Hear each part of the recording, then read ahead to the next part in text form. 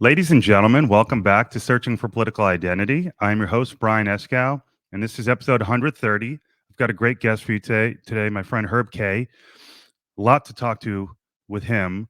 I guess I'll tease it real quick. We're going to talk about a book that he wrote a few years ago called A Radical Reset and why he's pivoting back to talking about a radical reset rather than a project that he had worked on after that called the 1964 plan. So I'm expecting to quickly talk about the 1964 plan with him and why he's pivoting back to a radical reset. And hint, I believe it's because he thinks the American economy is going to be in a full collapse by July. So that's kind of the bummer part of the program. But let me start by saying that I'm grateful to have you here, my audience. This is my first time using StreamYard. This is my third video podcast in 130 episodes. So we're stepping it up. Very happy to be here. And I hope I'm nailing this intro. But I'm glad to have the headphones on because I got a terrible haircut and I was worried about it. And now you can't really see it. So, okay, that's my little dose of humor. And I welcome you all here. So, yeah, at the advice of my girlfriend, who I've been seeing for about 3 months now, I'm doing an intro. She said it's not as fun when you go right into your guests. So, the only thing I can think to mention to you, audience, dear audience, is that if you've been following me, you know that I am pursuing what I believe to be right and true about government and how we should organize our society. Pretty simple. What I believe. I went to law school, graduated in 2022, studied critical race theory for a year in my final year, and was completely thrown for a loop by that. And so here I am. But along the way, in searching for my political identity, I have developed a fascination with aliens, UAPs, unidentified aerial phenomenon. Okay. And so maybe Herb, who has some experience in the Navy, can tell me if I need to just chill out on that subject or if it's worth being interested in. But I can tell you this, I had wine last night. Okay. Girlfriend took me out on a date with two of her friends. And let's just say one of her friends knows things that your average person wouldn't know because of what he does for a living. And let's just say that he's a machine learning data science genius guy. And basically, he told me that I'm not crazy. Okay. I'll keep it at that. So I think there are phenomena in this world that, well, let me put it this way. There are phenomena in this world that are captivating my attention and have really distracted me from my main purpose of this podcast, which was to find my political identity. And my whole thing is, how can you find your political identity when we may be dealing with aliens and things of that nature? So, with that said, I hope you're nice and primed, settled in with your coffee or tea. I've got 7 drinks. I'm ready to go. And without further ado, I'll bring on my friend Herb Kay. All right, let's click this button. Here we are. Hey, Jesus man. Christ, I didn't know we were going into aliens, but like everybody, I have an opinion. Well, before we get into the meat of our discussion, am I crazy for am I thinking about that subject too much? Should I back Yeah, off? yeah. Look, I don't know if there's aliens or there isn't. I understand the scientific arguments for and against because I'm an autodidact and read constantly. I've read Hmm. lots of books on this subject, but the first word, okay, and whether it's UFO or on the new, I forget what the new acronym is, Yeah, but what UAP. UAP. The U stands for unidentified. And at that very point, why would we as human beings instantly go to space aliens? Okay, so to me, it says more about human psychology Hmm. than it says about whether or not there are actual space aliens. And I use the word space alien because who knows? It could be interdimensional. It could be. Could It be could inner be. Earth. Who the hell even knows? Here's what we do know. We Hmm. don't know. We know we don't know. Hmm. Secondly, we know that regardless, because these phenomena have been popping up for a long time, they mean us no harm. I mean, I understand that there are crazies who think they've been taken up to the ship and brought back, but bullshit. Right. Right. I mean, at some point you got to. And whenever you see these shows, this phenomenon kind of reminds me of, I don't know. Do you know who Eric von Daniken is? No. Eric von Daniken wrote he was the big guy who promoted ancient aliens. You know that aliens came to the planet, Sure. Sure. and there's no way the Egyptians could have built the That's where my pyramids. journey started, of course, on Netflix. Okay, so here's the thing: they always leave out the actual explanation. What they do is they list every other implausible explanation, but always leave out what really happened. And the assumption is also always when you talk about ancient aliens that the ancient people were somehow primitive. they were technologically more primitive than we are in the sense that they didn't have fossil fuels. And before fossil fuels came into use, there was no such thing as reliable, on demand, high concentration power. People have been harnessing the wind and the sun forever, but the problem is it's too diffuse. So without that, technology could only advance at a very, very, very slow pace. That's why, just as a slight digression, since the turn of the 19th to the 20th century to now, virtually every technological piece of progress from muskets have taken place, basically. Well, the Spencer repeating rifle, but really, without fossil fuels that didn't even come into use till 1859, none of this would have happened. So the point I make back on course is these ancient people were the furthest thing from stupid. They invented geometry. They understood mathematics. Right. They understood labels and they have since. There is an how the pyramids were built. There are interior ramps built into these pyramids that they've now discovered through imaging that shows that they basically ran it around the outside using pulleys and cables, and that the original block and tackle are still inside of the pyramids that are still largely intact, and they found them. And in other words, it's always great to popularize the bullshit explanation. Or, like, I have been to the Yucatan Peninsula. I've seen the pictures of the so-called pictures of the alien in the spacecraft, but you're looking at the picture laying on its back and sideways, and it's when you look at in the context of the whole thing, it has nothing to do with space aliens. I mean, now, do space aliens exist? Sure. The math would say that they do, right? Well, there's the Fermi paradox. How come we haven't found them? I mean, basically, sure. we've had all. Now we have the James Webb Telescope. It's unbelievably sensitive. We see nothing that indicates any kind of sentient life. But see, I make the distinction between sentient life and intelligent life. I think there's lots of intelligent life on Earth that aren't human beings. I think my dog Pepper and my cat Morty are both very intelligent, and they know exactly what intelligence defined as knowing how to survive. They know exactly what to do to survive as a dog and a cat. They're not single cell organisms just floating around in a soup. They have a brain. They use it. They can perceive. The average dog and cat both can learn up to 200 human words and what they mean, not just by tone of voice. That's been studied. I'm just saying, but they're not sentient. They're not aware of their own lifespans. So they don't feel the rush, and they don't have an opposable thumb. And without sentience and opposable thumb, nothing's going to happen beyond a species evolving to where it survives.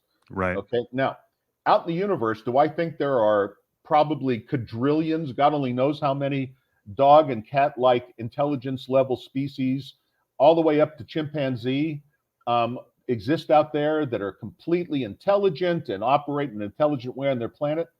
I think there's probably God, who only knows. And I think this is an interesting discussion. If this is maybe where the God discussion comes in, where we might be unique in sentience, and why would we be unique? Right. That was going to be my question. Right.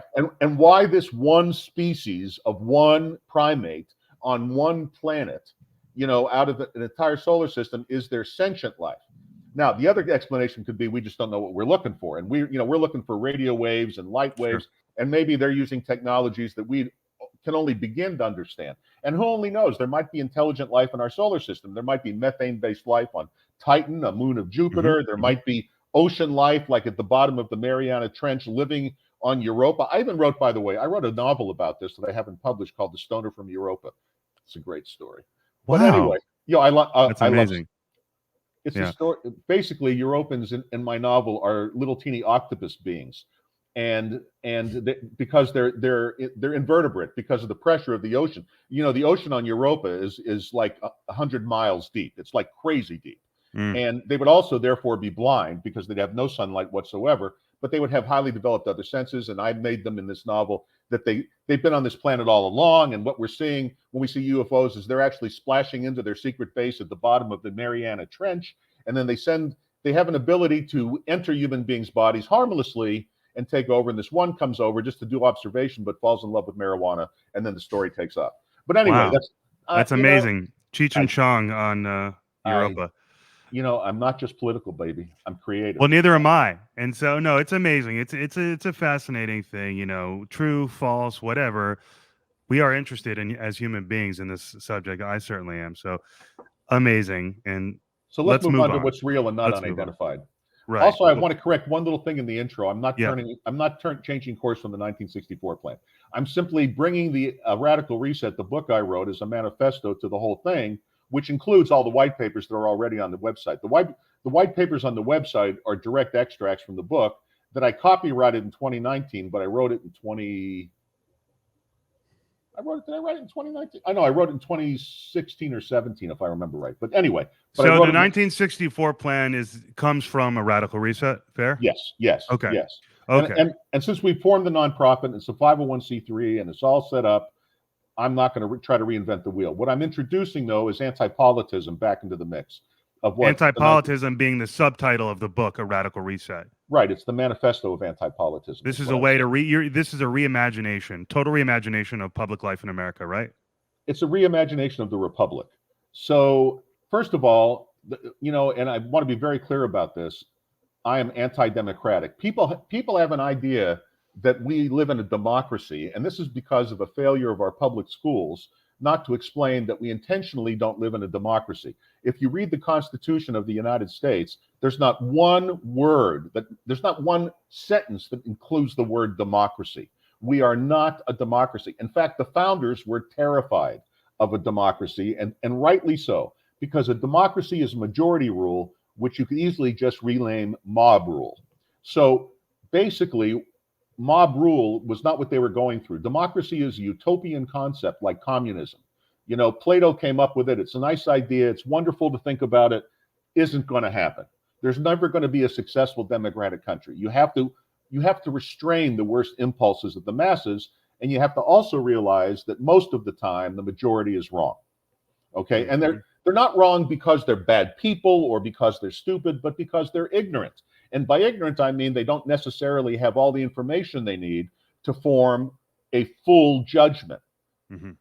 So, and especially, case in point, me. I'm searching, and that's why I'm talking to thought leaders like yourself, trying to collect that information. So I get it. The problem is that what's happened is that as science has progressed so very, very fast, us human beings are not evolved to really handle change as fast as it's coming at us.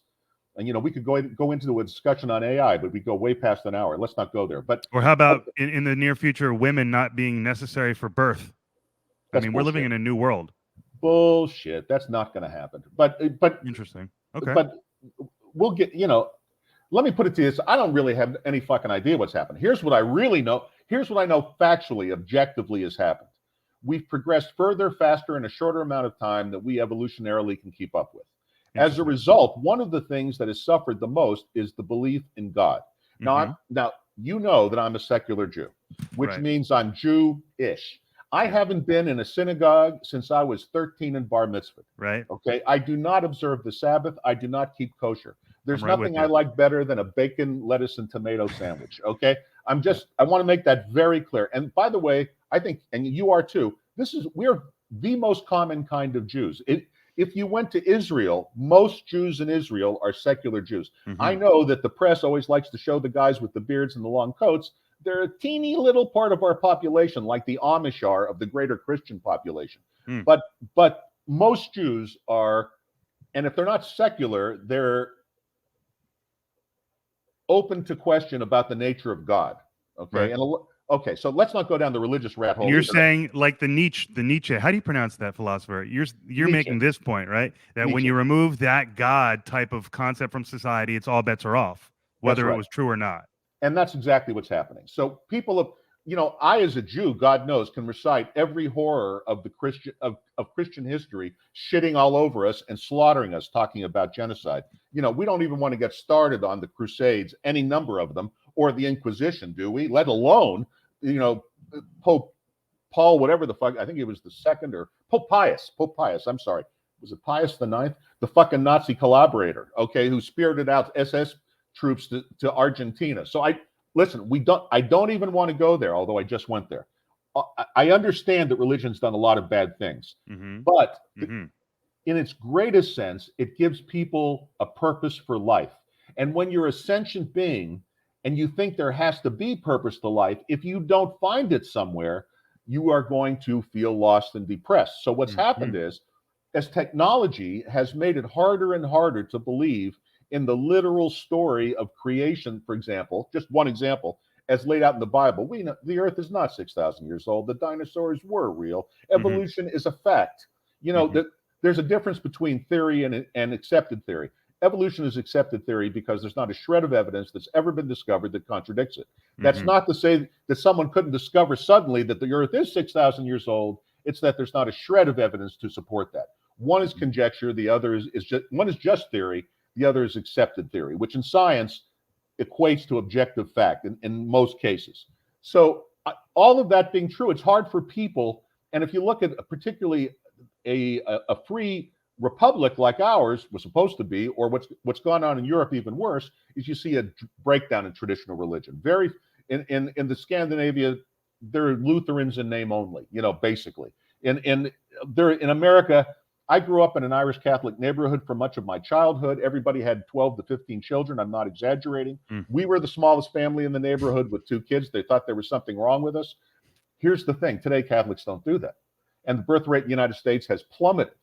And in fact, we're way below replacement rate, which is not going to be a discussion for today, but for another day. And it's a serious problem. But and it relates to immigration. But that's why we're bringing people in, right? Okay, we digress. There's a right way and the wrong way to bring people in. We're bringing it in the wrong way because no one wants to grow the fuck up. By the way, there is a chapter on immigration and a radical reset and how I would fix it. Right. But before I get, I lay out a plan. The 1964 plan is a plan, not propaganda. And the reason it's a plan is I assure anybody who chooses to read it, and we're about to put it up on Amazon. It'll be available through the website, the1964plan.org this week at some point.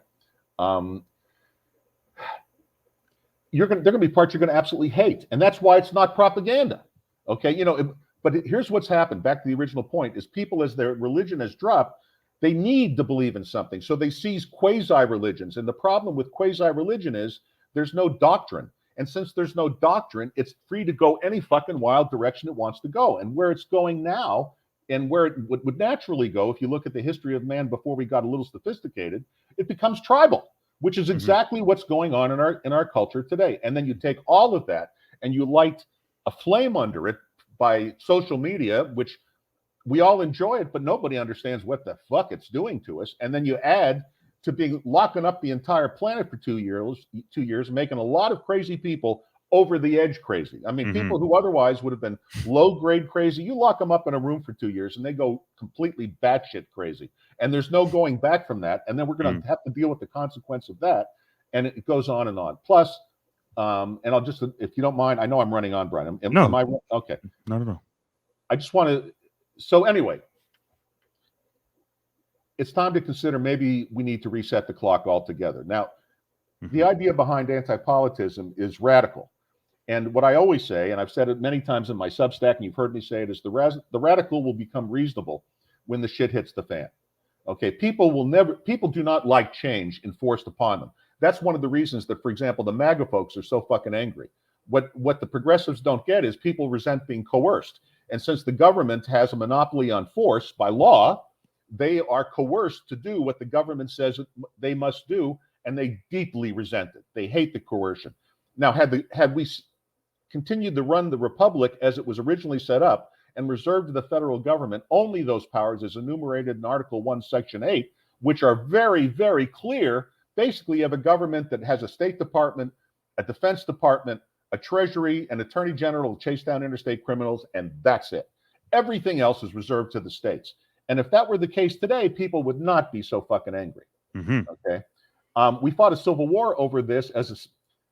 Slavery was certainly the poster child for the Civil War and the issue that caused it. In no way am I trying to rewrite history, but the underlying argument was states' rights. Are we going to? So Nikki Haley wasn't totally wrong. She was completely right, but of course the press. And I'm not a supporter of Nikki Haley. I think she's a mouthpiece for the Nor does she sound confident when she speaks half the time. So it'd be understandable why you would question if she was right, but you're saying she was right. I don't think it matters who's elected. You can vote for whoever you want. Yeah. It Trump. Yeah. But you're saying, but you're saying, as belief in God declined, the power of the state increased, and people began clinging onto bullshit. So I'll give you one really great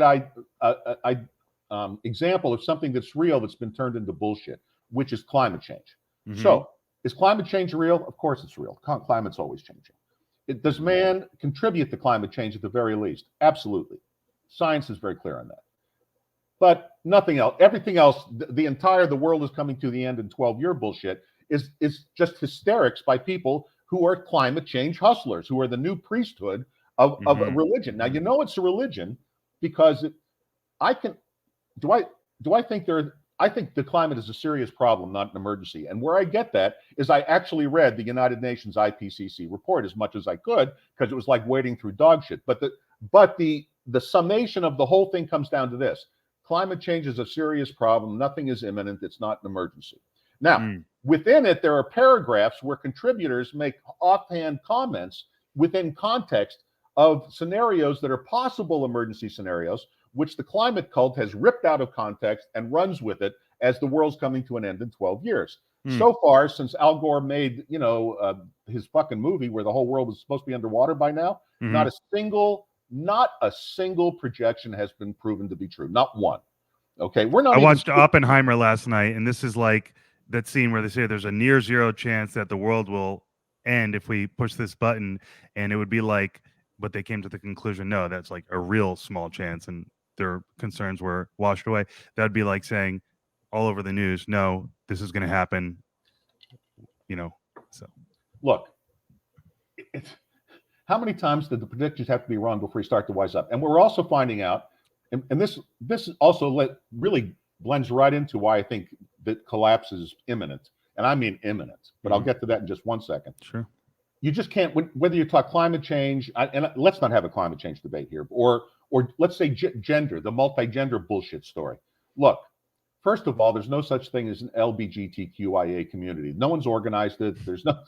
I know a lot of lesbians and gays who are like normal people who really do not want to be associated with this bullshit, who completely understand that there are men and there are women, and there are men who like to have sex with men, and there are women who like to have sex with women, but the rest of it is bullshit.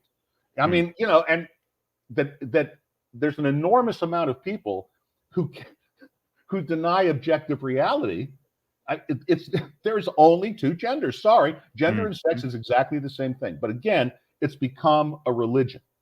Okay, and so what it's done is it's increasing the tribalization of society because nobody is listening to reason, and that is an extremely dangerous thing if any of these gain majority support in a democracy. Now, Woodrow Wilson knocked away the protections that the founders put in. Woodrow Wilson being the single most evil person in history, evilest ever.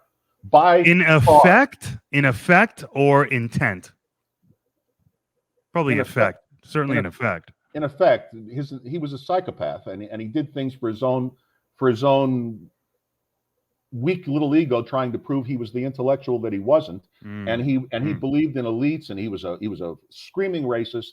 Right. And the only nice thing I could say about him is he wasn't an anti-Semite because he appointed the first Jew to the Supreme Court, Louis Brandeis. But anyway, that's but that's not enough to get him back on my list, because without Woodrow Wilson, there would have been World War I would have never been a world war where we were involved. It would have been a European war.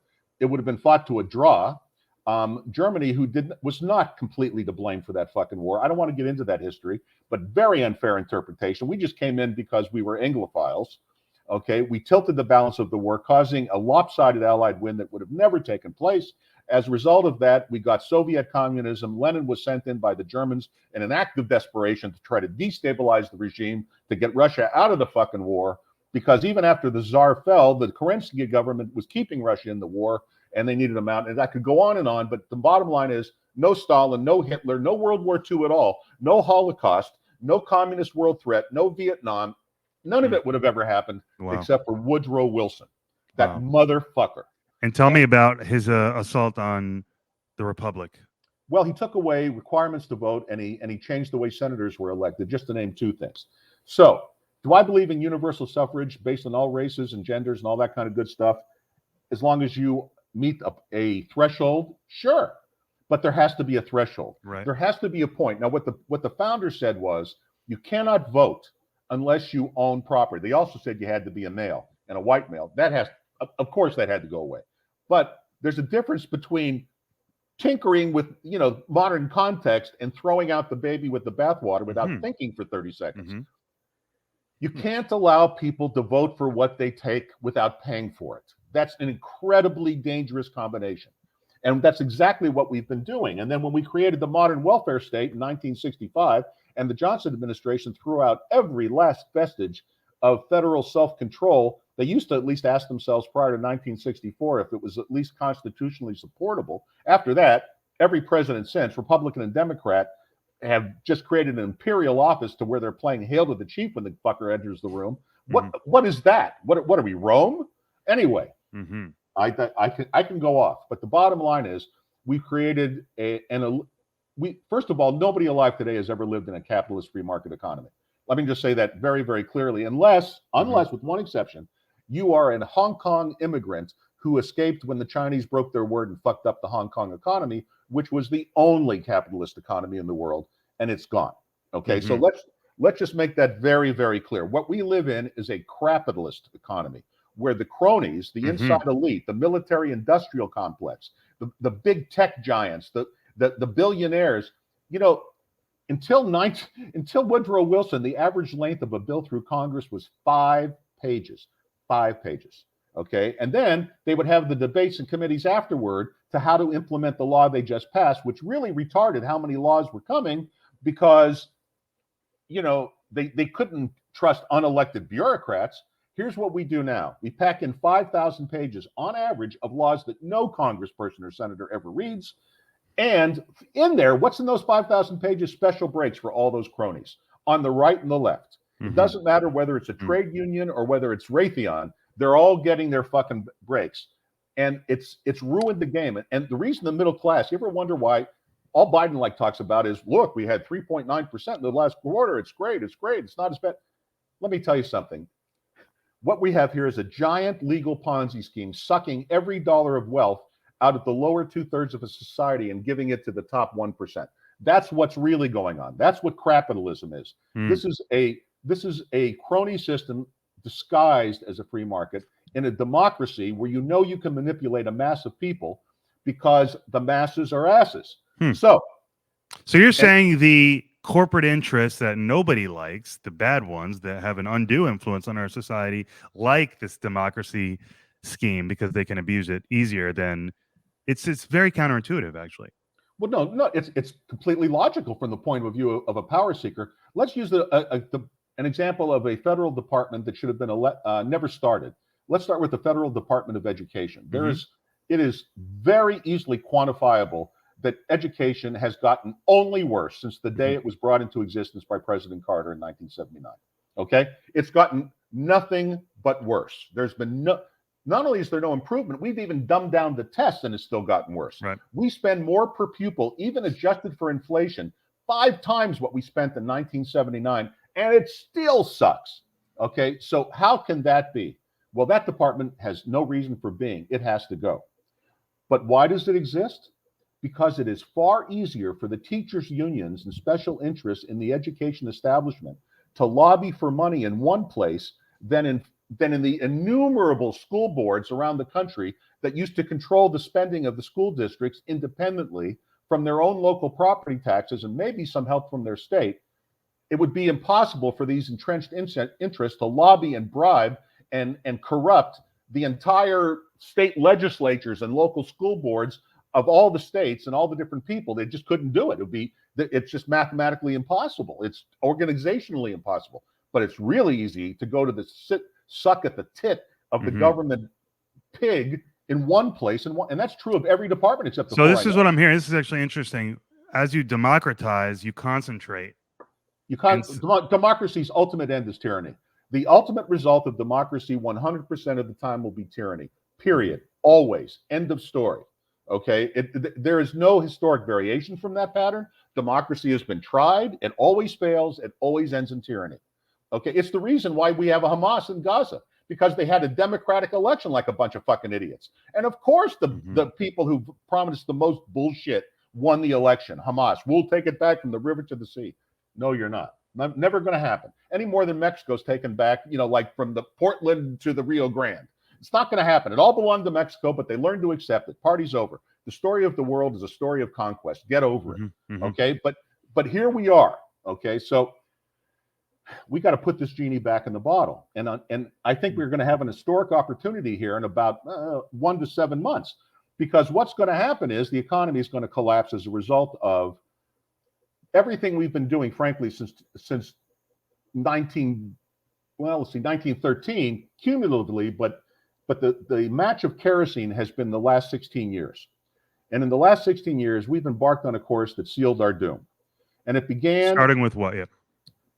This real estate crash of 2008. So when the market crashed in 2008 and the banks were all going insolvent and all of those mortgage turned out to be bullshit. And you know the whole story. You know, you've seen it. There's films about it. There's The Big Short, all that stuff. George Bush made a very rational and self-serving decision, which was, I'm not going to go down in history as Herbert Hoover. Okay, so this crash, he had nothing to do with it. He just happened to be the unlucky fucker who was stuck in an office when it happened. And much as Donald Trump said about a week ago, he hopes that the market's going to crash, it crashes now, because he doesn't want to be Herbert Hoover either. Nobody wants to be Herbert Hoover, and they all see it coming. Okay, that should have been a big tell to everybody. He sees it coming. It's coming like a freight train down the track. So to make a long story short, he punted the ball. He formed all of those special groups for too big to fail, and he had the Federal Reserve in cahoots with the Treasury Department, and the head of the Treasury Department used to be the head of Goldman Sachs, and it was all a big crony capitalist bullshit deal. What they should have done, let me just stop right here, is let the banks fail. Right. That was the right. It would not have caused global depression. That was just a bunch of fucking hysteria sold to us so that we would buy into this bullshit story. We would have had a really bad recession, maybe even a depression, but it wouldn't have been the end of all things. It would have been better. You know, the hard way and the right way are always the same thing. I don't know how people don't figure that out, but but we did exactly what was predictable, and he punted it to Barack Obama. Barack Obama understood that we were doing something completely out of historic context. So he said in 2008 that the zero interest rates, okay, which by the way had never been tried by anybody successfully ever before, taking the cost of borrowing for the government to zero in a fiat currency, you might as well have said fuck us, okay? But he said temporary measure have to happen. It's going to last 6 months.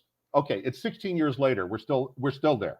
Okay, so what we did is we addicted the economy like a giant heroin addict to the heroin of zero interest rates. Now, I'm going to go fast because this is not going to be Econ 101, but the long-term historic interest rate of the United States prior to this whole shitstorm starting in 2008 is 6%. 6% is about the cost of borrowing money for a good borrower when the lender takes the risks of lending the money to the borrower. Sometimes a little less when the borrower is totally reliable, sometimes more when they have unsecured credit card debt. But the long-term average interest rate of the United States, going back to the founding, was 6%. The founders were paying 6% on the national debt then. That's normal. Okay, but what we did is we depressed the interest rates to zero, which took all the corporate lending to zero, which pushed trillions of dollars into circulation, which is why we have inflation today. But I don't want to get into that just yet. I'm getting there. But at the very same time, we created hundreds, if not thousands, of zombie companies. So ask yourself a question. So President Biden has said that we must be all driving EVs by 2030. That's part of his climate cult bullshit. That's a good example of climate cult bullshit. Okay, now, but he's ordered it, and Ford and General Motors, since both are up to their asses in government specialties, took the bait, and they did enormous conversions. Now, Ford just shut down the production of all their EVs because, as just for one example, okay, the Ford Lightning truck that was their big marquee item. They're selling almost none of them, and every one they sell, they lose $36,000 on. Great. Oh, let's pause. If you're losing $36,000 on every vehicle, and you lost $3 billion last year, and you're projecting a $4 billion loss this year, where's that money coming from? If you're not selling enough money to make a profit on the vehicles you're selling, how are you covering a $3 billion loss and a $4 billion loss? And the answer is you've been borrowing at 0% or near 0.25. So all you basically had to do was keep borrowing new money to roll over your old money and pay a little teeny bit of interest, which you can cover out of your cash reserves. But now interest rates have started to go up. As I predicted, I hate to say I told you so, but it's not hard to go back into my Substacks in my podcast, and you'll see I said exactly what's going to happen. In fact, I spelled it out in a radical reset in 2017. As those interest rates climb up and the national debt, remember, all of our national debt is short-term debt, which means the government lends it out and rolls it over very fast, less than a year. Always, so it's very sensitive to interest rate moves. Consequently, that's why right now we're with what's called an inverted yield curve. The government has to pay more money to borrow in the short term than other big businesses and governments have to pay for long-term debt, because it's considered, the market is saying, because you can't control what millions and trillions, billions, not trillions, of people are doing, they're going to make up their own minds in free markets. And the stock and bond markets are still free enough. If they try to manipulate that, kiss it goodbye. I mean, but I don't want to go there. I don't think they will. But having said it, the market's saying we don't trust this whole fucking thing anymore, and you're going to have to pay us 5% to roll over your debt. Well, at 0.25%, the interest on our national debt, which we never pay down, we're adding over $1 trillion to it every year of deficit spending, and that's if you believe the bullshit accounting of the government, which I'll get to in a minute, because that doesn't cover the unfunded liabilities of Social Security and Medicaid, Medicare, Medicaid, which are $96 trillion as it is, with no possibility of paying it, because we're in a demographic collapse. I know I'm going fast, but just I'm pulling it all together. There's a lot of problems. Yep. A lot of problems. Okay, so what we have here, and on top of all of that, the world's so-called number 2 economy. Oh, so by the way, when it reaches 6%, covering the interest alone of rolling over our debt will be 100% of what our budget is now, roughly $6 to $7 trillion. So we'll have to double. We'll have to be running $7 or $8 trillion deficits just to pay for the entitlements, the stupidest word ever invented, that the government is doing, which it should never have been doing. And the fact is, the reason that nobody's going to do what I'm about to suggest until the shit hits the fan is because you can talk to the most hardcore MAGA person in the world who wants to balance the budget, but most of them are kind of close to my age, or an awful lot of them. Ask them if they should cut Social Security and watch their heads explode. I paid into it, and you can't. And that's the biggest problem of all. I'm sorry, and I'm going to be 67 in May, but I have to look. You're either rational or you're not. Okay, you either tell the truth or you don't. And the truth is, we have to reform Social Security. It is not a choice. But we're going to wait till the shit hits the fan, because no politician has the balls, because of the system we've set up, which is democratic. Okay, it's democracy that's preventing anybody with a brain in their head. For example. Until Woodrow Wilson did away with it, senators were chosen by state legislatures, not by direct election. Okay, the whole idea was that state legislatures, not that there weren't shitty senators that were appointed, but there were also a lot of great men appointed who are no longer existent in the Senate, because they're selected by popular vote, which means they have to grovel for money like every other congressman does. And the average politician spends, and this is well documented, you can go on PolitiFact, it'll check out, they spend over 80% of their time just raising money. Right.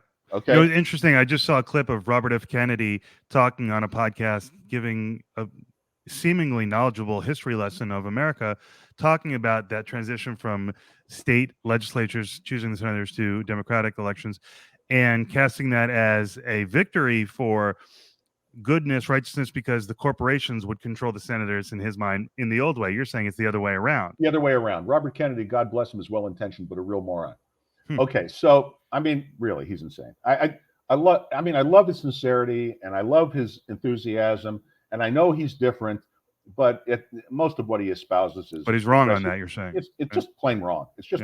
It's a very interesting point for even for people listening to think that the corporations have more influence over a senator who's democratically elected than one elected by the state legislature. A lot of myths are told by our public school system and our public politicians, like robber barons in the 19th century.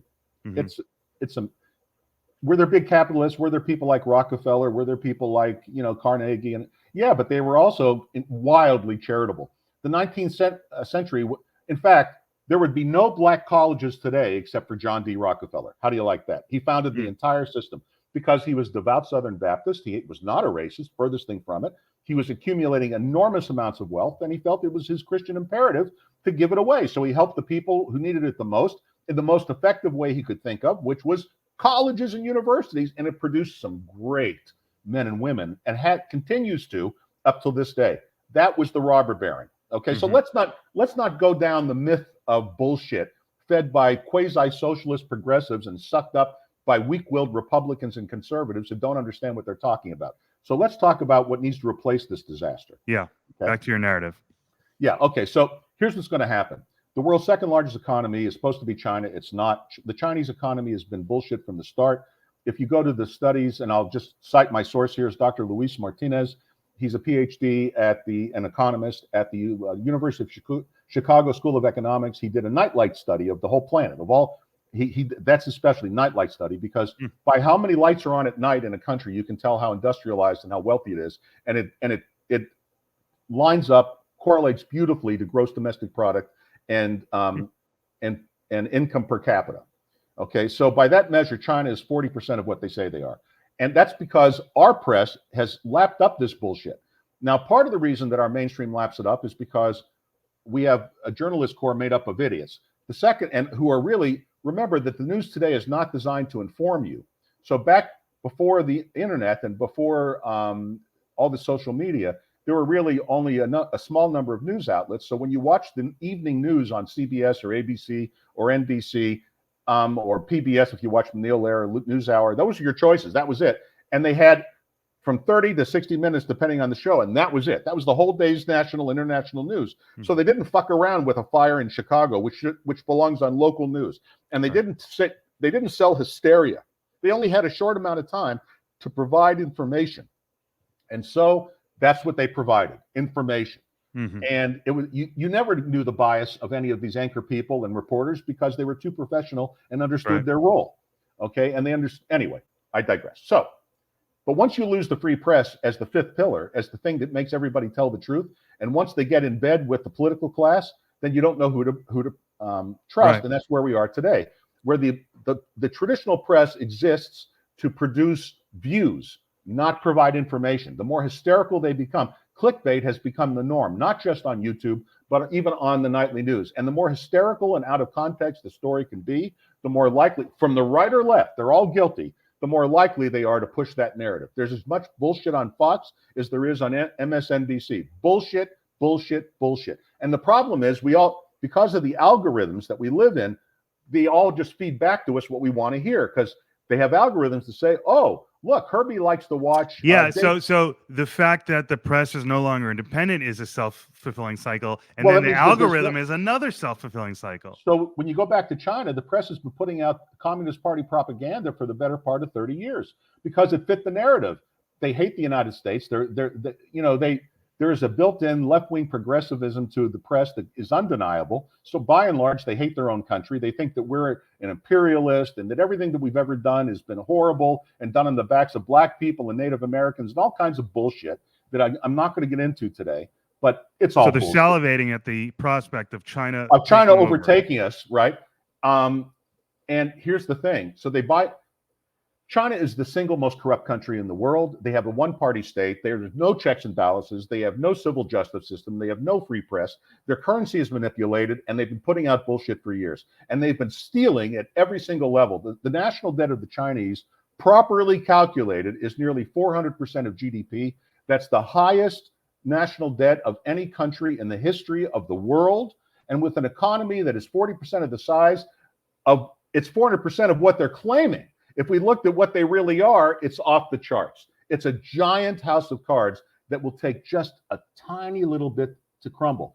All of the stuff you're hearing about China being a threat to us, that's military-industrial complex propaganda from the other side of the aisle.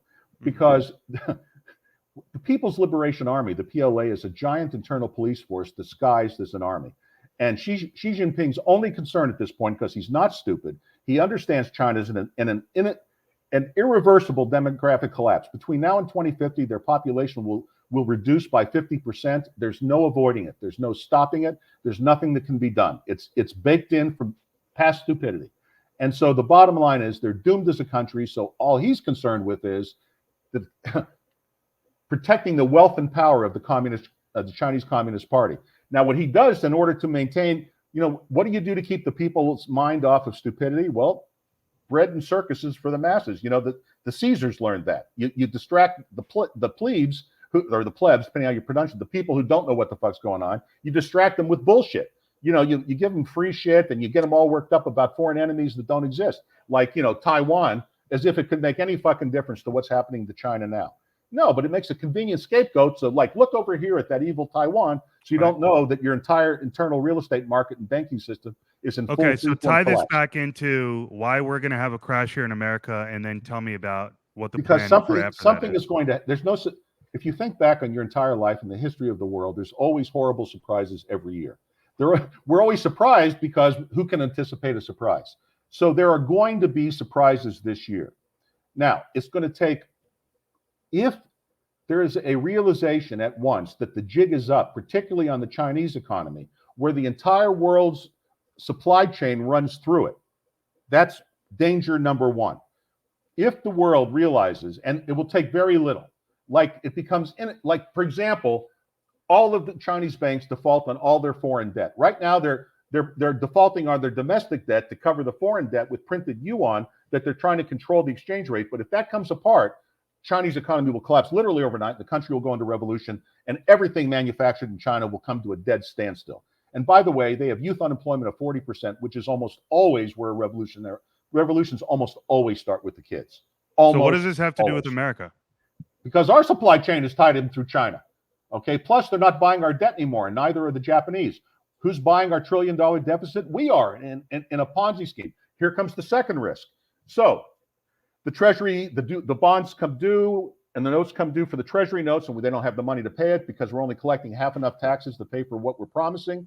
So we have to borrow half again as much money, so we can't obviously pay the money that's already come due. But at zero interest rates, no big whoop. We just roll it over, and the Federal Reserve issues new debt that it lends to the Treasury. And this is just, I know it gets confusing. It's just, and then the Federal Reserve buys that debt that we rolled over. Okay, so get to the bigger picture, though. Don't lose me. The bigger picture is the American our national debt's at 124% of GDP. There's been no example in history of any country at any time, anywhere, who, when their national debt got over 100% of GDP, didn't end up in a horrific inflationary collapse. We're seeing the beginning of that, not the end. Now, add to all of that, somehow we believe that we shut the planet's economy down in 2020 for a pandemic. Let's not get into whether it was right or wrong, but we can all agree we did all kinds of shit that was completely unnecessary. Turns out the mask did nothing, the divisions did nothing. It turns out the children do not die of COVID, just like we knew from day one. It turns out that the only group that really gets hit are the people with 1 foot in the grave or very, very old people with chronic illnesses. They should have been vaccinated. Everybody else should have been left up to a public choice. The economy should have been left open, and it would have come and gone and killed some people, and that would have been the end of it. Okay, it was not the bubonic plague. It was a bad flu that kills old people. That's what I've had it. You've probably had it. Most of us have had it. And that's the other thing. They all denied there was such a thing as natural immunity, when in fact, this is kind of like chickenpox. The earlier and sooner you get it, the better off you're going to be. Yep. And then you're essentially immune to it for long periods of time.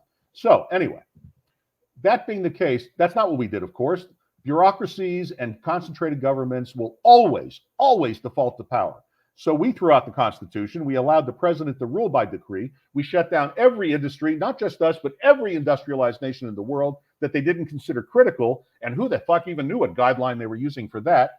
They sent us all trillions of dollars in stimulus checks and that we didn't ask for, that most people didn't necessarily need. So that immediately went into consumption, producing a false mirage of consumer confidence. When you lock people up for 2 years alone in their home and give them a bunch of free money, what the fuck do you think they're going to do with their time but blow it like drunken sailors? Today, by the way, is the poorest the American middle class has ever been. 62% of our population is living hand to mouth, has absolutely no savings. And I am not a Marxist when I say all the wealth is moving up to these cronies at the top, but it's not capitalism, it's crapitalism. The system is fixed, and it'll take very, very little. Just one little financial shock will do it, and it could start here, it could start in China, it could start in Japan, it could start in Germany is deindustrializing. They might be the stupidest fucking country in the world because they shut down their energy independence and made themselves 100% dependent on Russian natural gas, and then got their asses caught up in the stupid funding of a war in Ukraine that's none of our fucking business. And I could go on. So you're saying there are multiple places where this thing could go over the cliff? Let's not even get started in the Middle East. Iran. Let's not. Actually, let's not, because I want you to Okay. in the next 20 minutes. I want you to tell me about your plan. Okay. So the bottom This line whole is, windup is this thing is falling off the cliff. and what's going to come after is the question. Okay. And I suggest what should come after is anti-politism. The Hitlers are going to come out of the woodwork, and it's not going to be Donald Trump. They're going to be a lot of sweet talking. I remember when we first connected, Herbie, you said that Josh Hawley was the guy to look out for. Yeah, watch Josh Hawley. That's a Hitler in the making for sure. Okay. I say in the making. He's not Hitler. I'm not saying Hawley is Hitler. I'm saying he has enough sociopathy and intelligence and erudition to become a Hitler. Just saying. Okay. I'll tell you who isn't going to be Hitler is Trump. Too old, too out of it, no central guiding philosophy. People are going to be despite the fact that he quotes from him, which is unbelievable. No, he doesn't. I can't. From time to time, he steals language from Hitler. You got to read it in context, Brian. I do, and I don't think Trump is Hitler, but it's fascinating. And he's not an anti-Semite, and he's right. I understand that. I agree. It's just amazing that he does. Let's not go there. Let's not go there. Fuck Trump. Remember that we're in. I don't care. It doesn't matter who you vote for. Vote for Biden, the senile old fucker, if it makes you happy. What's going to happen is going to happen. It's going to happen soon. So here's what's going to happen. Something's going to happen. It's going to kick off. Yada yada. And then the Hitlers and the Mussolinis. Mussolini is a better comparison. What people don't understand is, prior to Hitler, the word dictator was not a bad word. Okay, it was actually an invention by the Roman Republic of someone who they would elect for a year to come in and clean up a fucking mess after the Republic fucked it up with democracy. You know what I mean? They understood the limits of it, and there were a lot of cycle almost. But go on. So tell me. So and we can already feel these nationalistic governments forming throughout Europe and here, and so we can feel the precursor. You can see it coming, and they'll appeal to the masses, and the masses are asses, and this is why democracy is mob rule. After the ashes fall, I'm putting forth a plan as an alternative, and here's how it works. Number one is there are no elections. Nobody votes ever again. Instead, what we do is we have a republic by lottery. So we repeal all of the amendments that had anything to do with property requirement and everything else. We return the Constitution to what it was, except for everybody gets to participate, and the Civil Rights Act remains, which is why, by the way, I call it the 1964 plan. It's because I believe the Civil Rights Act is the one piece of federal legislation that cannot be fucked with, because it makes discrimination illegal forever, and that's how it has to stay. I'm not talking about racism. That's a thought crime. I'm not even going to waste breath on that bullshit. Okay, you're talking about lottery system. How does that work? So we're at the lottery system. So every state and every locale across the country, we have a national census. And in that census, we don't just ask how many people are living in your house. We find out if you have a college. And we do this, by the way, on the honor system, because if anyone lies, it's going to come out in the end. But the questions that are going to be asked is, do you have at least a bachelor's degree? Have you started a business, whether you have a bachelor's degree or not? Has that business 10 or more employees? And have you had that business for 5 or more years? Those are, by the way, the guidelines of when you know a business is probably going to succeed forever. Once they get past the 5-year mark and they've got a few employees, now you've got something that can go 50, 100 years. You don't want to draft, and that's what I'm talking about basically when I say democracy by lottery. You don't want to pull some poor guy who started his business to Washington in the middle of when he can't leave. His business is too fragile. That's why I put that in there. Gotcha. But I also want to include entrepreneurs in the group that will be chosen from, because you don't have to have a college degree to be brilliant. I mean, Bill Gates, Jeff Bezos, great entrepreneurs have a lot to contribute when they're not sociopaths. And there are many more that aren't than are, and we want them as part of the potential. Sure. And the other reason is, whether bachelor's degree means that you've spent the time and you can finish something you started. That's what I don't care what the degree's in. If you went to an accredited school, at least you had the wherewithal as a human being to finish the education that you started. If you've started a business, well, you're exactly who we want. You're creative. You're a risk taker. We want you. And the future of the country is the future of your business. So every decision you're going to make is going to be colored by self-interest. And that's a good thing. We have to stop thinking that self-interest is a bad thing. The whole system runs on self-interest. And collectively, it's a good thing. Whole nother. Okay. So, and also the final screen is, every year we know where the bar lies. Are you in the top third of income earners, whether you have a degree or you started a business or not? Are you just people that have moved up the ladder of your companies and you're making more than 2/3 of the people? So all of those people become the potential pool for the lottery. Now we redivide up The Congress is still 435 people, but instead of these weird gerrymandered districts trying to protect the Republicans and the Democrats and certain people in office, that goes away, and every state is divided up geometrically by square acres, okay, or square meters.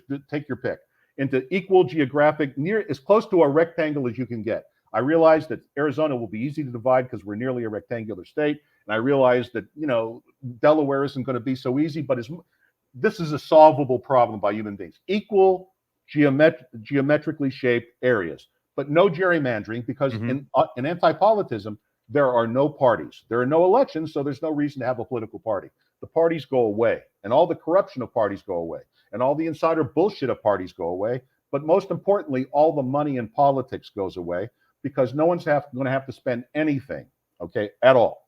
Now, let's say that you live in a congressional district of 1 million people. Everyone's going to get a number. Once they submit their census, they'll get an and they'll do it online like normal people.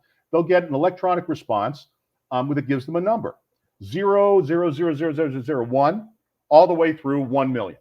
Okay, and then in every district of every county, I should say, in every congressional district across America, we hold on TV, just like we do the lottery, with ping pong balls. And the reason we use ping pong balls, although it sounds ancient, is that you can't hack a ping pong ball machine.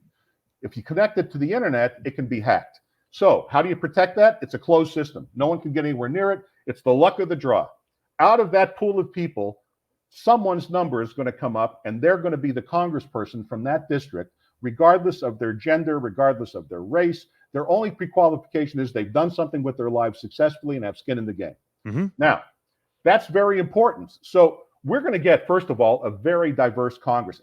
And by the way, for the Senate, you do exactly the same thing, only you make the minimum requirement a master's degree, and you have a statewide lottery for 2 people, okay? And same exact thing, only for 2 people statewide with a higher educational bar, okay? Because the Senate is meant to be the more deliberative body, okay? So it needs to have a higher requirement. Maybe the top 10% of income earners, maybe businesses that have been in business 5 or more years with 100 or more employees, people who have really reached the pinnacle, because you want them, especially if they weren't pursuing power in the first place.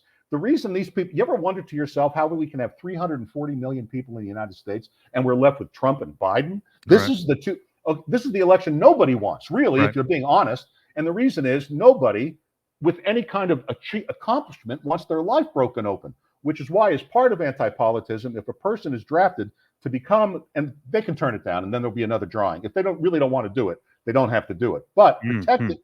No, we're not going to coerce anybody into service. They're being drafted. Right. Okay. However, we're going to protect them by a new libel law that becomes a criminal libel and slander law that says that if anybody publicizes or publishes anything that is not, if the person that they're trolling basically hasn't been charged officially by either the federal or state or local governments, then you can't publish it. You can't publish rumor. You can't talk about what they did when they were 17. You put that up, you're going to prison. Okay, I understand that gets right on the edge of the First Amendment. Oh, yeah. But that is actually constitutional, because we do have limits on speech, like, the proverbial, and it's not exactly true, but it's metaphorically true, that you can't shout fire in a crowded theater. By the same token, you can't destroy someone's life who has been drafted to serve, for Christ's sake. We have to protect them. That's a reason. That'll get tested, and it'll get rewritten, and lawyers will get involved. But to some extent, we must protect these people's lives. Okay. Now, they're going to get paid per diem exactly what they made the year before, divided by 365 for every day they're in Congress. So let's say that we draft a teacher who's making $70,000 a year. That's about close to national average. And they won't have to. First of all, Congress is going to become a part-time job for a couple of reasons. The first is they don't need to spend 80% of their time fundraising. There is no fundraising. Everybody serves, by the way, for all the terms. Every term, Congress, Senate, and the presidency is 4 years.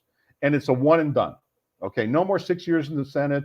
No more you can get reelected as president. No more reelection. It's a one and done. You're going to serve and you're going to leave. And how the next person is going to know what to do is they're going to be selected 6 months before the end of the 4-year term of their predecessor, and they will do on-the-job training together, side by side, with the person they're taking over, so that they'll smoothly transition as the other person goes back home to do whatever they're doing.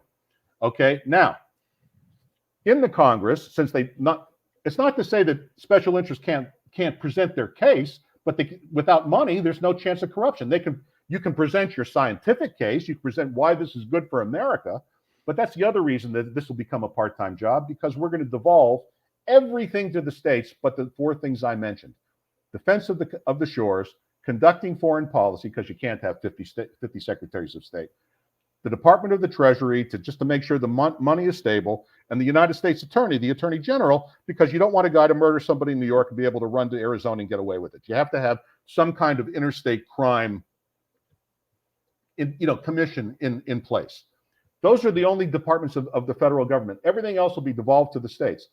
I'm not saying there won't be welfare. It'll just be welfare designed by your own state legislature, and therefore probably much more efficient and much more cost effective. And the reason that we don't have state welfare as opposed to federal welfare now is because of the same reason I said for education, that special interests like to lobby one place, not 50. When it'd be much more logical to let the governor and the legislature of Wyoming construct their welfare program, and let California construct theirs, and let New York do theirs, and Florida theirs, and all the different demographics of all the states, and it would work 1,000,000,000% better, just because it's much closer to the people that they're running. Okay. So Cool. Congress becomes a part-time job. They're basically going to go to Washington once a year to pass a budget. That's really all that the Congress was ever meant to do. They weren't meant to be getting involved in our lives day to day. That's very clear in Section 1, Article 8. We're going back to what the founders, we're going to have a republic. The elite, we're going to have an elite. The elite is going to be average people who did not pursue office. Okay, they were chosen for office because of what they've done, not because. And by the way, just by the sheer randomness of odds, more women are college educated than men, so they're going to be majority women in the legislature. I mean, all things being equal, there'll be more women in Congress than men. But you see, also there'll be 12% black people, about 19% Latino people, about 1%, 1.25% Jews. How do I know this? Because that's what we make up of the general population. And by the sheer law of averages, we're going to get a much more representative and diverse Congress. So all this tribalist bullshit and it's all race, it all goes away because everyone's being picked for what they've done. And here's the thing that everyone has in common who's achieved something. Once you've earned something, you don't give it away so easy. The reason we're fucked up now is that 52% of the American people don't pay any federal taxes of any kind. Okay, so they're basically saying, and they don't pay any state taxes either. They pay no taxes at all. And they bitch and moan that we have to make the rich pay more, when everybody knows by 1,000,000 studies that the top 20% pay 100% of the taxes virtually. And the rest of us, we either pay a little teeny weeny bit relative to what we're getting or nothing. And this is why we're fucked in so many ways. So what anti-politism does is takes the politics out of it. So there's no more pandering to stupidity. And there's no more holding out hope that you can lobby for free shit that you have no intention to pay for. We get rid of the parasites on society, okay, which is very, very important. And I know I'm being blunt, but I'm not running for office, so I don't give a fuck. I'm trying to start a movement, not be the leader of the country. I'm trying to get the leaders, because I'm saying I'm gonna, like I'm in the last part of my life. You're in the back nine.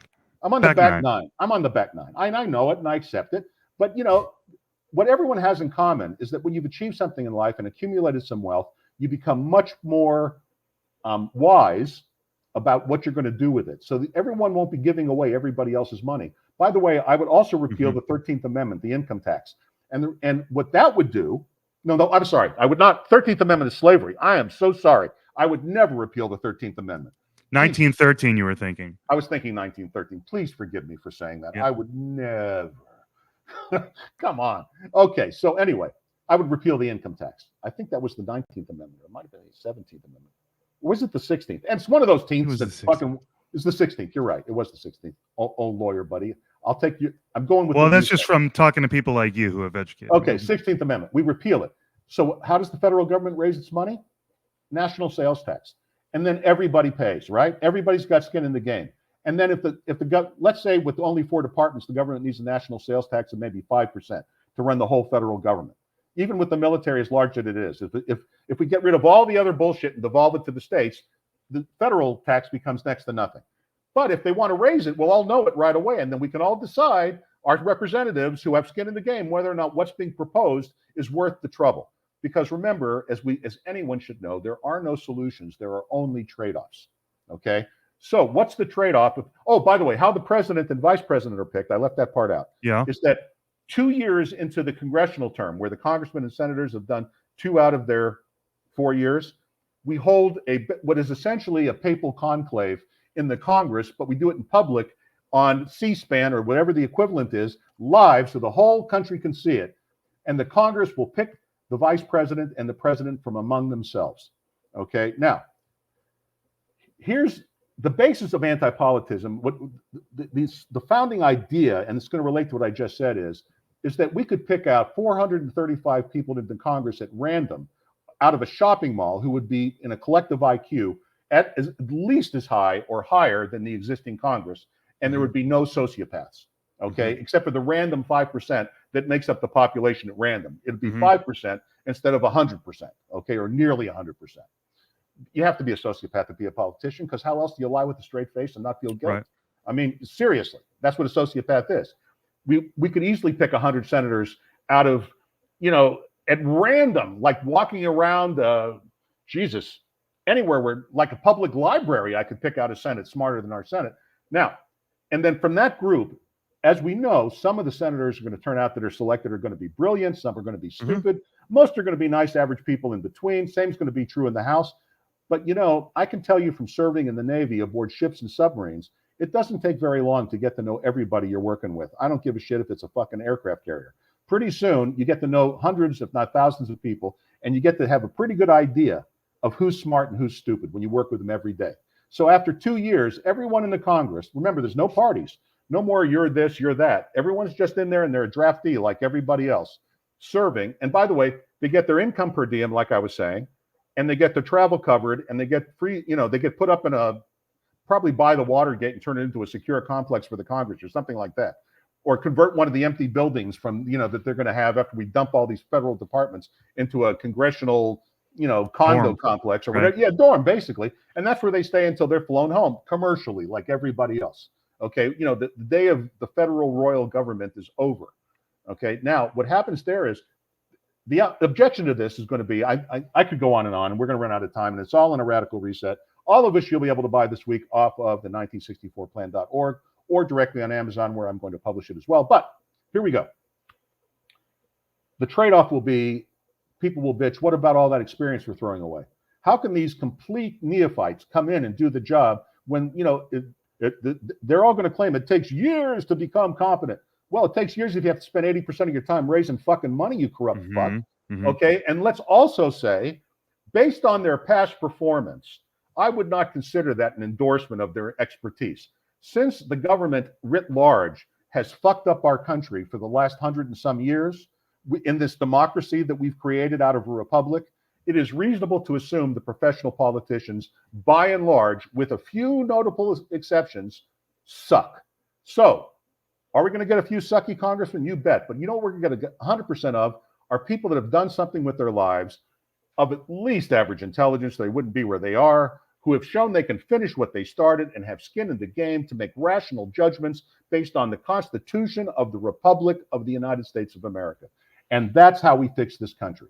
And we don't have elections anymore. And everyone, it's transparent. And then the free press becomes the free press again, because it's when they don't have to shill with the parties in order to get interviews with famous politicians, and they can just go to the people that were drafted and ask for an interview, and they don't have to give anyone a metaphorical blowjob.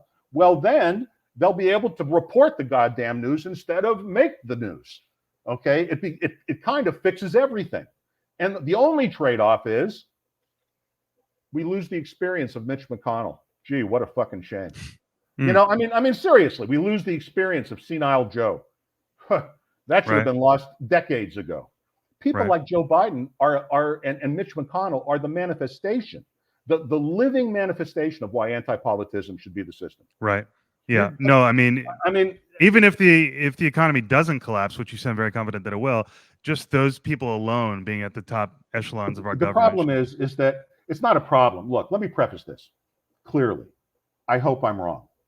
However, It's going to be very easy to prove what I'm about to say. But if you were to go back into the archives of the now defunct, but you can probably get it through the Arizona Daily Star, Tucson Citizen, where I was a weekly financial columnist for many years, you will find out that I called the .com crash almost to the fucking day and warned anyone who would listen, get out, get out, get out, get out. Of course, no one listened to me, but on the record, I called it.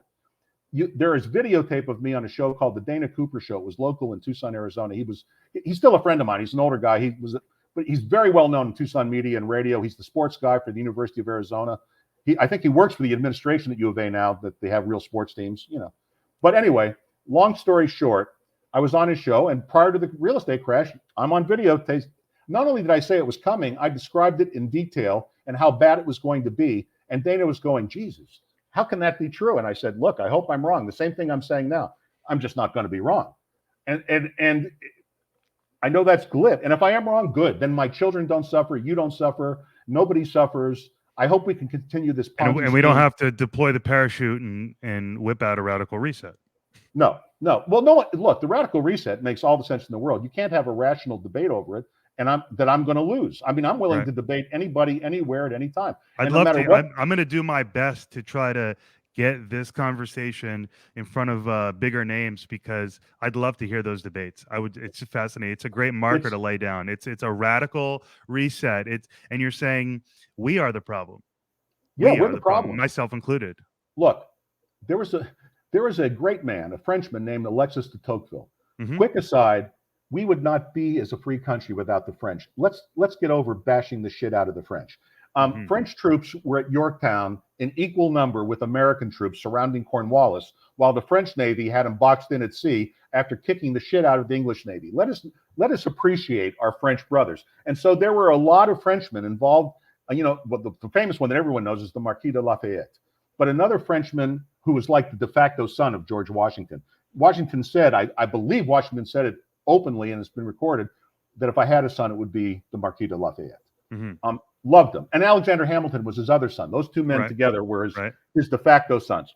But there was another Frenchman, Alexis de Tocqueville, who was a huge admirer of America. And today, around the country, you can find chapters of what is called the de Tocqueville Society. And what it all springs from is in 1815, de Tocqueville wrote a book called Democracy in the United States. I think that's the exact title. If it's not, it's close enough. You'll be able to find it, you guys. Sure. Okay. De Tocqueville spelled in the French way with the Q-U-E as for the K. Okay. And two L's because they don't say V in French, they say Ville. Okay, show off. We get it. You speak 20 languages. No. I know, but look, I just want to make sure people can really find this when they fact check me. Okay, so de Tocqueville said exactly what's happening. He said the American democracy will survive, the American Republic will survive until the people are allowed to vote themselves benefits they don't have to pay for. So here we are, and we're at the end. And he knew that, not because he was some prescient seer, some unidentified alien who's come to the planet with a special insight. It's because this is how democracy always ends. It always ends in mob rule and chaos. We have to preserve the republic. And James Madison, in the Federalist Papers, which were a series of articles that he wrote in the papers to support the new Federalist Constitution that devolved most of the power to the state, was very, very clear about the dangers of democracy and was very anti-democratic. James Madison essentially wrote the Constitution and explained it in the Federalist Papers, and we were never supposed to be a goddamn democracy.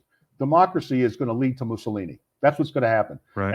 And strong men are going to emerge who are going to promise, as he did, for the trains to run on time and for everything to be great. And they're going to make all kinds of big promises.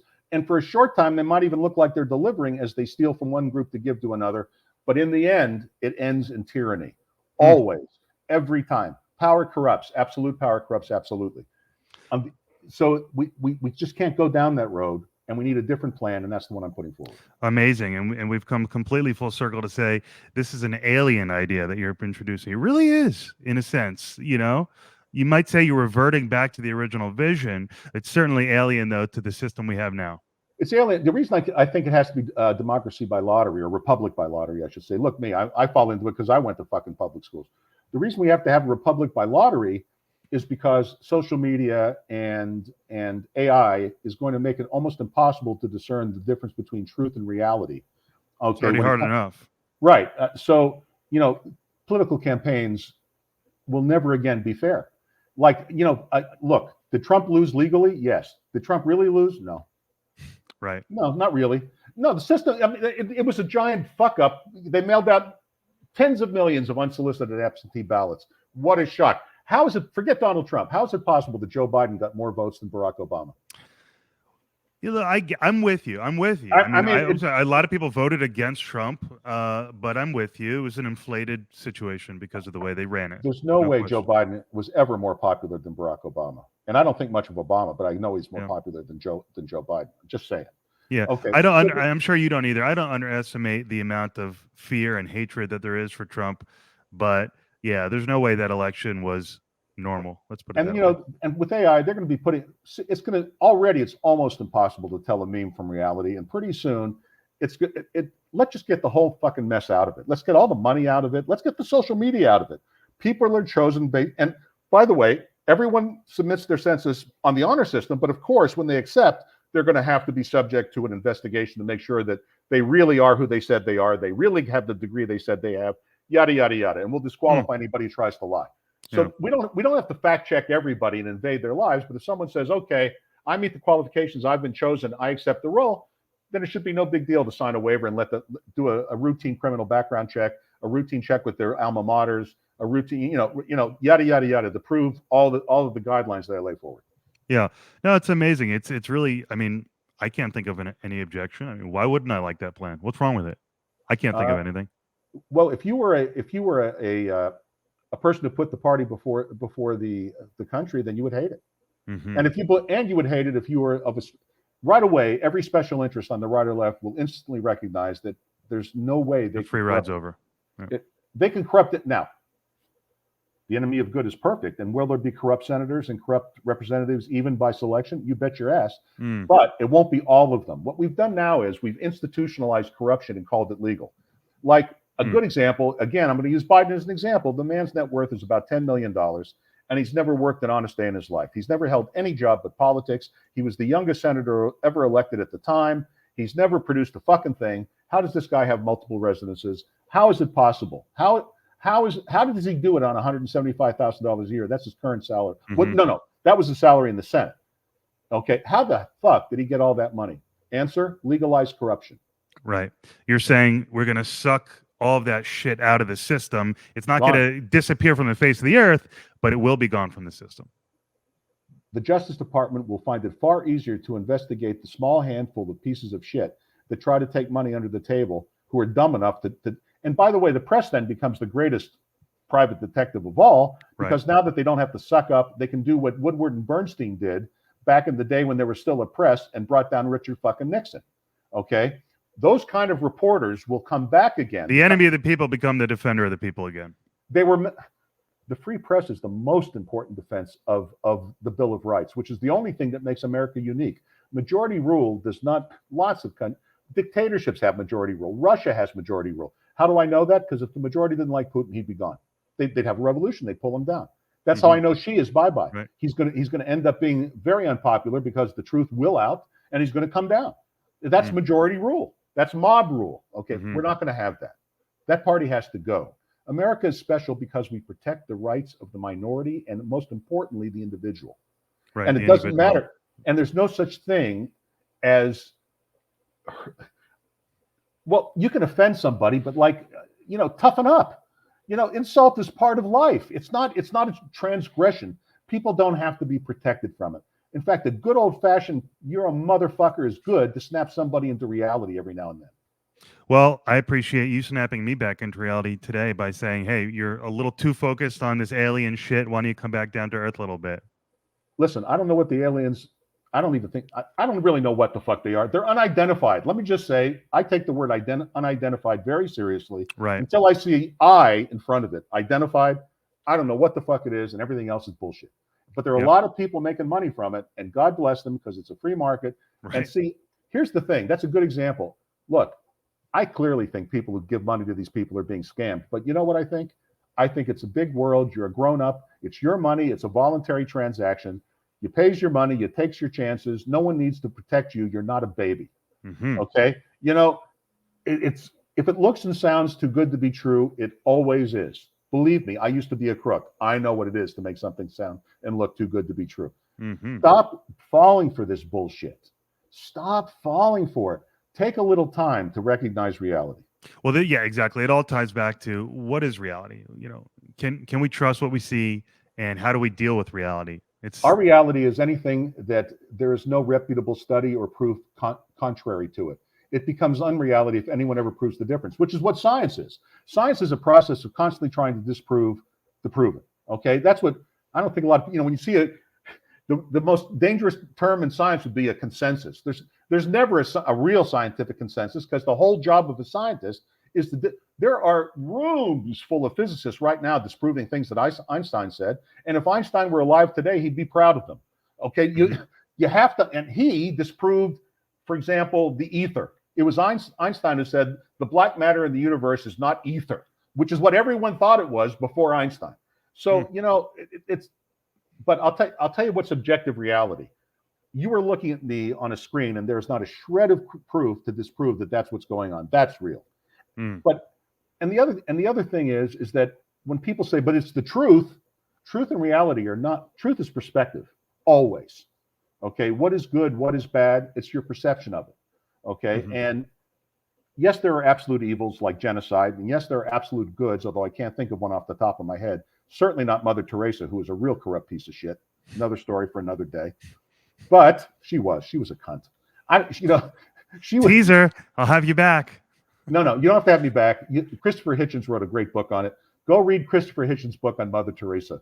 It's Motherfucker Teresa, sounds like. Well, at the time, he was an investigative reporter at, I want to say the New Yorker, but I could be wrong. But or was it?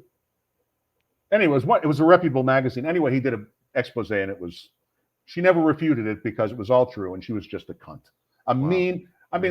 Here's the bottom line. All that time she ran that hospice in the center of India and was raising billions of dollars from private donors, it never got any better at the hospice, and she never spent a dollar on preventing.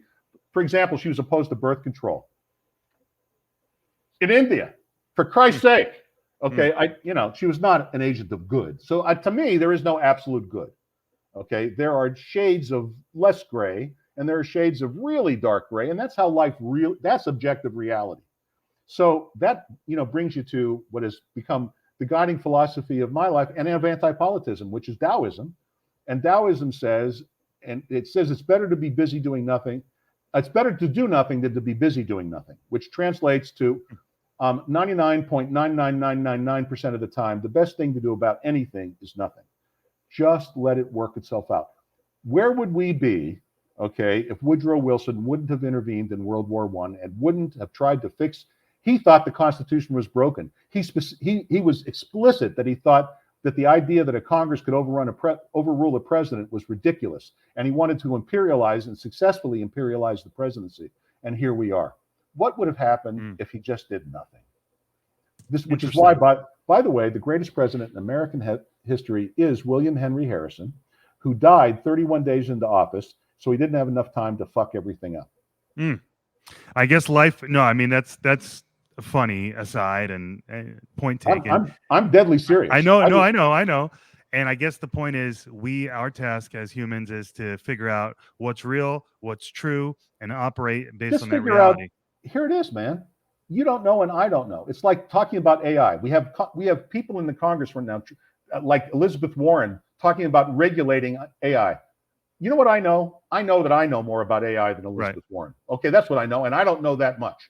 Okay, I'm not Lex Friedman, who's a fucking AI scientist. If I want to know about AI and I had access to him, I'd ask Lex Friedman, or some other qualified scientist. And you know what Lex Friedman says? Because I watch him all the time. He doesn't know. Nobody knows where it's going. How do you impose regulations coerced by a monopoly on force over something that might be the greatest good in the history of mankind by people who are only in power because they're sociopaths and can raise a lot of money? I guess every generation has its challenges, and we are living in an amazing time with technology, as you started talking about. Not always positive per se, but an amazing time. I don't know how AI is going to turn out, but I know perfectly well the people that are actually dealing with it know a lot more than the fucker idiots. It's like the people who, for example, right now the Justice Department, the Antitrust Division, is trying to block the merger of Spirit Airlines with JetBlue because it's an antitrust violation. What, that's a monopoly? You're going to take one shitty little airline and combine it with another little shitty airline, and they're going to become a monopoly? What the fuck? Why not let them? Why is the government even involved in that decision? I mean, the American car industry is done. It's done. The EVs have killed it. EVs are going to turn out, and it was easy to predict, as you know I did from the very beginning, that EVs were going to be a fucking disaster. I knew EVs were a phony from the start. And by the way, and you know how I know that everyone's figured it out? Because you can't sell a used one. No one wants them, and they have a limited shelf life. Like, for example, if you said to me today, Herbie, I'm going to buy a fifth wheel RV. What should I get? I'd say go out and buy a used diesel truck. They're going to be good for 1 million miles. The fucking things never break.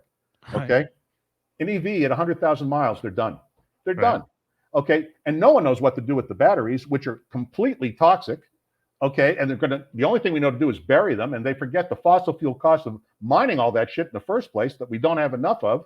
And the whole thing's stupid. And if we elected our leaders with if we chose our leaders, political system, you know what we would have done? Because a rational person would have said there are 3 things that human beings do well. Okay, when it comes to an emergency, there are 3 things that we can do, and we do 2 of them well. The one thing that we've never done in the history of mankind is prevent anything. I can't think of a single example of where a country, a people, or a government ever prevented a fucking thing. I mean, if you can name one, go ahead. But we're not going to prevent climate change. Just forget it. We don't even know about the climate of what we don't know. I mean, who only knows what really goes on? We don't know. But here's the 2 things we do well if it turns out to be true. We mitigate. We have historically, human beings are great at mitigating. For example, if the sea levels rise, the Dutch have been building dikes for 400 years. They know how to hold back the sea. They're right now, the Dutch are in Bangladesh doing exactly the same thing for Bangladesh, which is, by the way, one of the fastest growing economies in the world because they're holding back the sea. We know how to do that. We're not going to watch the water rise up our knees. That's number one. So, and the other thing we do really great as human beings is we invent shit. I mean, baby, it was 100 years ago that it was barely over 100 years ago. It was the Wright brothers, for Christ's sake. Okay. And in 1924, there was no combat plane that wasn't a biplane. Okay. With a single engine propeller. I mean, just look where technology has gone. I mean, in such a short period of time. And now with the speed of computing and AI coming on, we will invent. We have, for example, we have successfully had nuclear fusion, finally. The problem is it took more energy to make the fusion than it produced, but we will solve this. How do I know that? Because we human beings invent anything we can think of. Can you think of an exception to that? No. And has any government anywhere ever invented an industry out of thin air? No. So what made us believe that our government, who is literally, here's a challenge. I challenge anyone who hears or sees me today to send me a message describing a government program, a federal program that works the way it was intended. Just name one. But I promise you, I'm going to save you a lot of time. Every single federal program is fucked up. Every single one. Okay.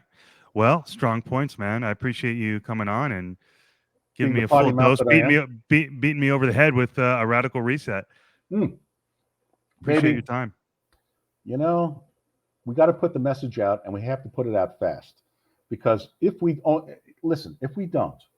people don't get behind the ball on this one, it's going to roll over us all, and it's going to be ugly. The depression that's coming is going to make the Great Depression, and I take not 1 ounce of pleasure in this if I'm right. Not even a single cell of me wants to be right about this, but I'm going to be right, and it's going to be a depression that's going to make the Great Depression a happy memory in comparison. I'm just saying. It's a frightening prospect, and I hate to leave it on that note, but I'll have to talk to you off air. What's one thing we can do to mitigate? Should I be growing my own food? I mean, seriously. You Close me out with something a person could do right now. Okay, I'll give you 2 things to do. Number 1 is behave like a Mormon. Okay, so Mormon families stockpile 1 year of food in their garages or basements, freeze-dried, canned.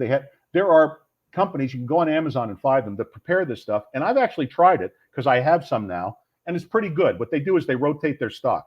When the apocalypse doesn't come, they'll eat some, they'll buy some, they'll move it around, stock in some food.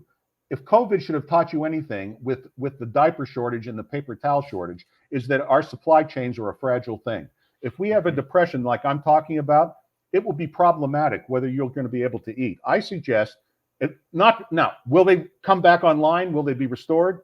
Yes. I'm not a doomsday prepper, but I think I'll tell you what I do. I have 90 days for a 2 people supply in my home, which is 180 days, and that's assuming a 1,500 calorie a day diet.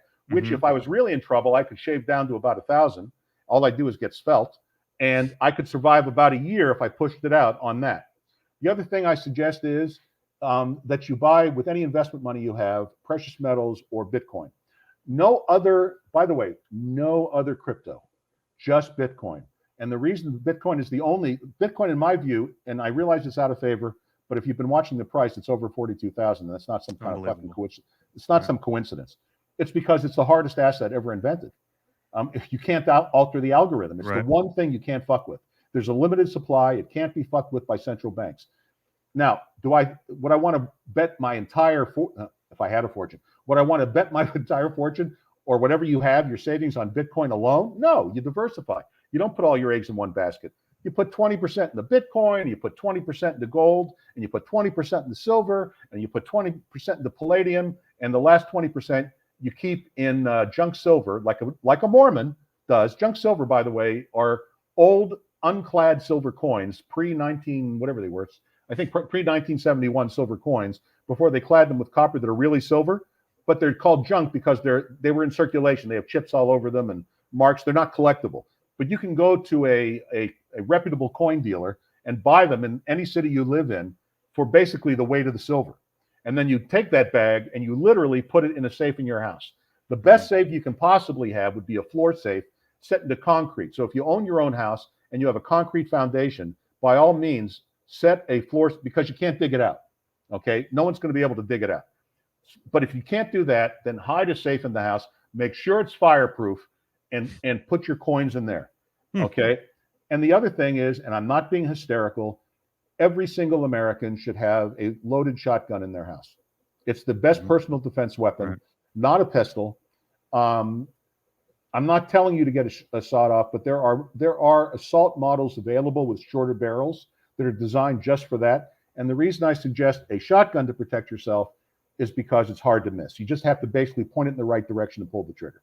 You don't have, they aren't, sometimes in the movies you see a guy with a shotgun. I just saw this on Reacher the other day, like picking guys off at 100 yards with a shotgun. Bullshit. You can't pick off anybody at 100 yards. But if they're coming through your front door and you turn to them with a 12 gauge and you unload it on them, they're dead. Okay? And you don't have to be accurate. They're going, at the very least, they're going down. Okay? So, and look at the rioting that we've had just with the tribalism that we've created and what could easily happen. So, like Anderson Cooper says, the layer, and he might be quoting someone, the layer of civilization is quite thin. Well, I think one guy said it was the fourth turning, that we're in this is the fourth turning or some bullshit. I don't know. But look, behave like a Mormon is my advice. Do what a Mormon does. That doesn't mean I'm telling you to convert to, I'm not going to convert to Mormonism. I've never read the Book of Mormon. I just live in a state with lots of Mormons, and they are a living example of exactly how most people should live their lives anyway. Great nuclear families, husbands that mean it, wives that mean it, children that are, and parents who do things together and who prepare for the worst while living as happily as they possibly can, because they're not fucking stupid. Okay, so emulate the Mormons. Don't worry whether, I know the Christians are going to, I'll get angry letters. They're a cult. They're a cult. Please, let's save that one for another day. Just do what they do, and you have a chance to make it. Amazing. Thank you so much, Herb, for your time. Amazing conversation. And I'm going to call Spencer Worthington, who is a kid who moved into my neighborhood when I was about 10 or 11. He was Mormon. So I'm friends with him on Facebook. I think I'll hit him up right after this. Spencer will tell you that I'm right. I mean, it's a great way to live anyway. If we all live like Mormons, this country would be a happy place. No shit. Traditional nuclear family intact. I mean, it's interesting. I know Mormon women, and they work. No one's keeping them in the. Modern technology has made it stupid when people say they want to put them back in the kitchen. Look, we have dishwashers, we have washer dryers. Women don't have to go out and beat the rocks against the stream. If they want, they can do it all. You can have a family and have a career, Right. but you just have to recognize certain realities of life and live like a family and stop abandoning your children because you're offended one day or for some Keep it real. bullshit. Keep it real. Keep it real. It's another discussion for another day. Yeah. Herb, thank you so much. Really appreciate your time. My Always good pleasure. to have Anytime, you. Brian. Thanks for having me. Yep. Adios, sir. Adios.